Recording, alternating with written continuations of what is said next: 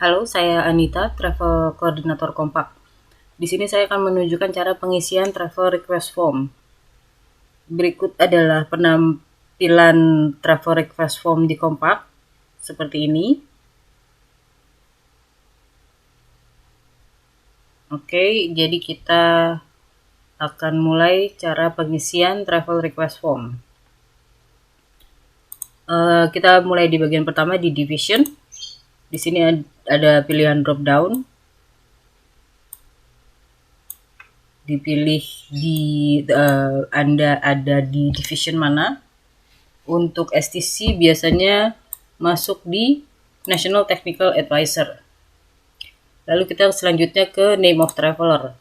Di Name of Traveler di sini juga ada drop down. Kita bisa lihat dari atas sampai bawah ada namanya atau tidak. Di sini saya kasih contoh Widiawati. Jika namanya tidak ada di pilihan drop down, bisa hubungi line manajernya agar bisa ditambahkan namanya di form ini. Oke, selanjutnya setelah kita pilih nama di drop down, itu title, email address, dan contact number itu akan otomatis terisi. Begitu pula CIC dan tasking note-nya itu juga akan otomatis terisi. Selanjutnya kita ke emergency contact. Emergency contact di sini diisi nama dan nomor handphone keluarga terdekat. Tujuan mengisi emergency contact adalah jika ada hal-hal yang tidak diinginkan terjadi, ya Kompak bisa menghubungi keluarga terdekat tersebut untuk mengabari kondisi traveler tersebut. Lalu selanjutnya kita ke bagian other staff participate in this travel. Di sini ada drop down-nya juga, yes or no. Jika berpergian sendiri itu bisa dipilihnya no. Kalau ada berpergian dengan rekan kerja yang lain dipilih yes, lalu diisi total partisipannya berapa di number of participant. Selanjutnya kita ke bagian why travel is essential. Di sini diisi alasan mengapa perjalanan dinas ini harus dilakukan. Lalu selanjutnya diisi expected outcome, yaitu hasil yang didapat dari perjalanan dinas ini. Selanjutnya kita ke essential travel. Bagian essential travel di sini juga ada pilihan drop down yes or no. Jadi jika memang perjalanan dinas ini essential, maka dipilih yes, lalu diklik di salah satu kriteria di bawah ini. Jika perjalanan ini tidak essential, maka dipilih no, tidak perlu ada yang dipilih di option di bawahnya, dan perjalanan dinas ini tidak perlu dilanjutkan untuk proses selanjutnya. Selanjutnya kita ke bawah, sudden notice request. Yang termasuk dalam sudden notice request adalah 3 hari sebelum berangkat. Di sini ada pilihan yes or no. Jika memang perjalanan ini permintaan mendadak, di sini diisi mengapa perjalanan ini diminta mendadak. Lalu selanjutnya, apakah perjalanan dinas ini berkaitan dengan event atau tidak? Itu ada pilihan yes or no. Selanjutnya ministry juga ada drop down pilihan. Bisa dipilih. Kalau bagian region atau nasional ini biasanya sudah otomatis terisi di format ketika waktu memilih nama. Selanjutnya kita ke bagian apakah perjalanan dinas ini ada penggabungan dengan perjalanan pribadi. Di sini juga ada pilihan yes or no. Kalau hanya perjalanan dinas saja, tidak ada penggabungan dengan perjalanan pribadi, maka yang diisi hanya kolom travel business, berangkat dari tanggal berapa sampai tanggal berapa. Tapi jika ada penggabungan dengan perjalanan pribadi, diisi pula kolom di atasnya, tanggal berapa sampai tanggal berapa untuk perjalanan pribadinya. Oke, selanjutnya kita ke departure details. Untuk departure details ini diisi untuk pesawat, details pesawat dan kereta api. Ini dimasukkan di sini. Saya kasih contoh berangkat 14 Januari dari Surabaya ke Jakarta. Sorry, ini tidak bisa.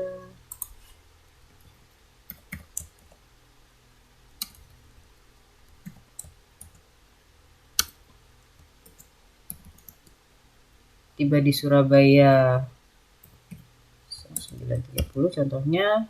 Lalu model transportasinya apa? Di sini kita kasih contoh Garuda, travel class-nya, dan estimasi cost. Untuk estimasi cost, ini bisa dilihat di website airlines yang akan digunakan. Selanjutnya, rute kembali atau rute selanjutnya. Di sini saya kasih contoh 18 Januari, oke. 17 Januari dari Jakarta kembali ke Surabaya.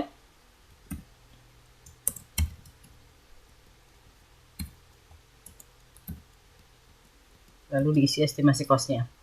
Untuk kereta sama seperti ini, tapi untuk departure from-nya lebih baik diisi nama stasiunnya, karena di satu kota ada beberapa stasiun, seperti contohnya Surabaya ada stasiun Gubeng, stasiun Pasar Turi, juga Jakarta juga ada Pasar Senen contohnya, dan Gambir. Ini lebih baik diisi supaya tahu maunya berangkat dari stasiun mana dan tiba di stasiun mana. Lalu ditulis di mode transport nama keretanya. Selanjutnya kita ke akomodasi. Di sini diisi tanggal check-in, lalu tanggal check-out,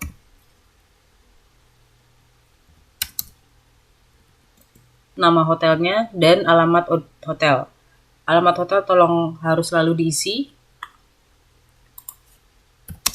Jika lengkap akan sangat baik untuk menghindari kesalahan pemesanan hotel. Karena seperti kita tahu ada beberapa, terutama di kota besar, untuk chain hotel mereka punya beberapa hotel dengan alamat yang berbeda.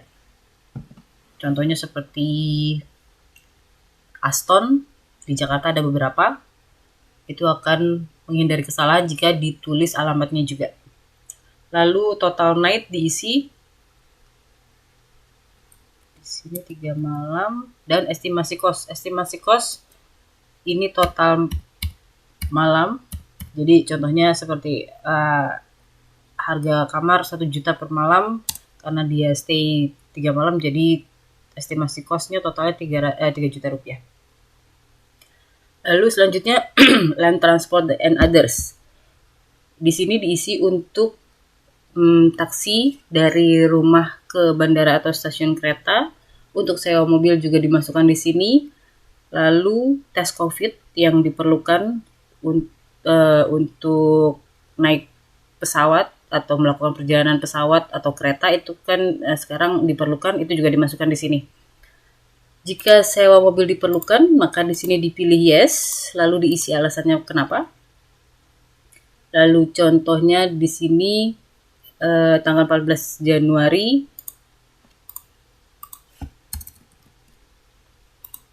taksi dari rumah ke bandara, dari rumah ke bandara, ya betul. Diisi durasi jamnya, lalu estimasi cost, lalu diisi tes COVID, biasanya sehari sebelumnya itu dilakukan. Seperti ini cara pengisiannya, requirement from airlines, COVID test, dan harganya berapa. Ini bisa kita pindahkan supaya berurutan.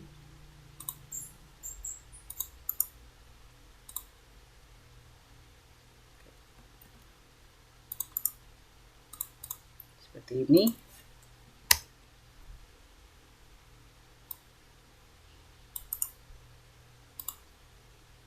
Saya rapikan cara pengisiannya.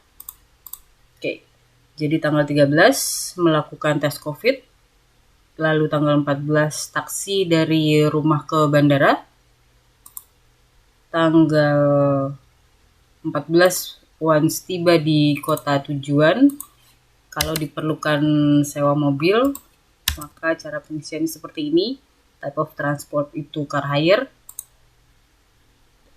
Untuk purpose di sini saya kasih contoh airport transfer dan field visit.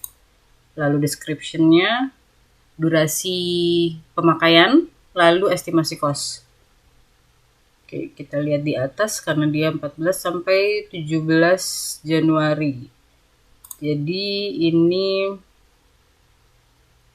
pemakaian untuk next day tanggal 15. Berarti pemakaian ini untuk contoh digunakan sewa mobil selama 2 hari, 15-16. Car hire, field visit and meeting seperti ini.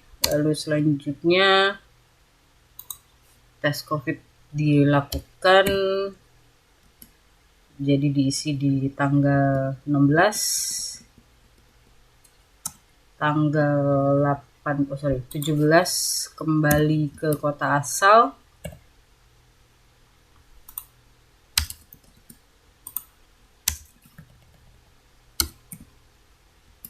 Hire, atau transfer, lalu setelah tiba di kota tujuan, taksi,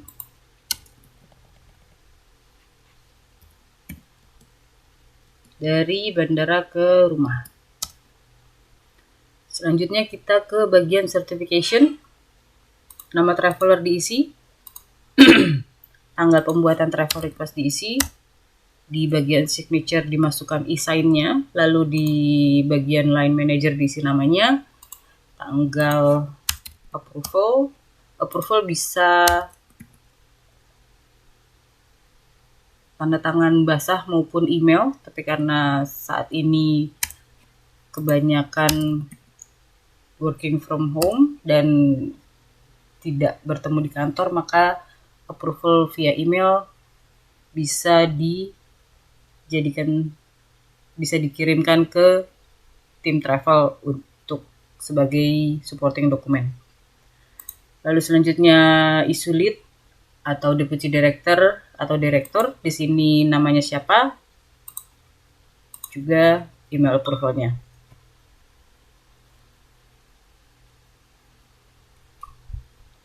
Selanjutnya kita ke declaration.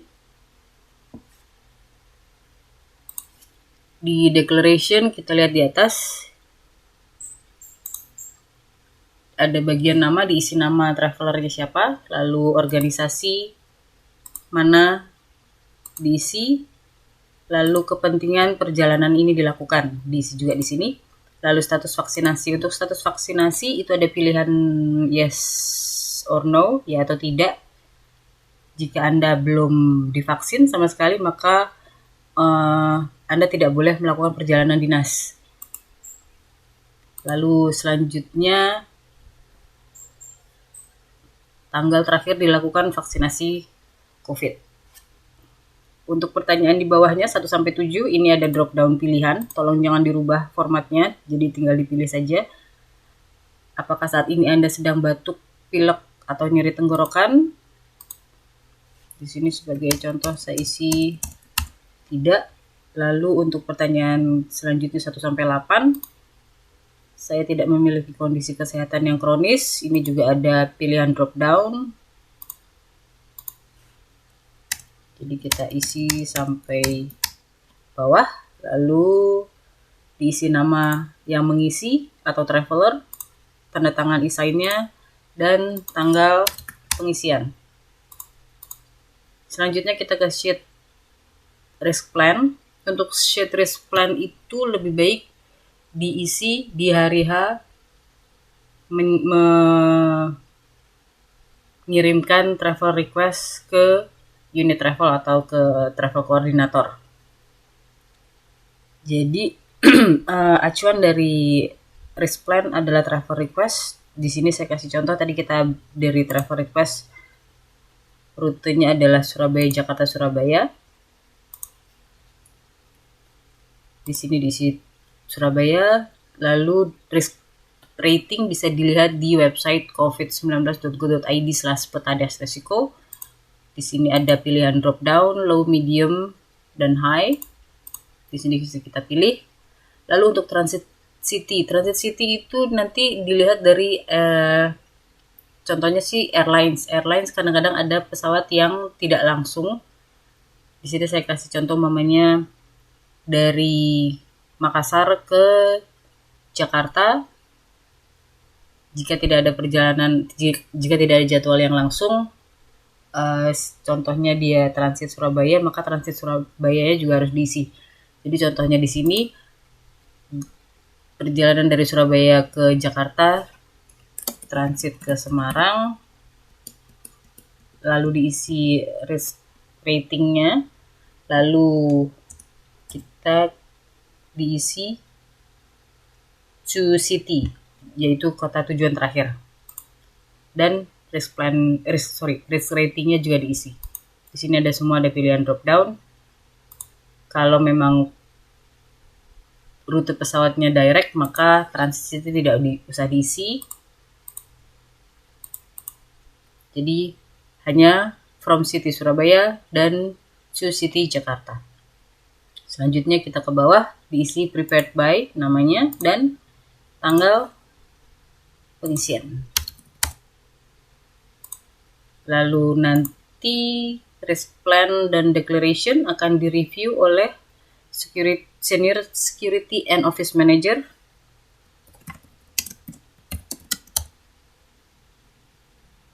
Dan diisi tanggalnya.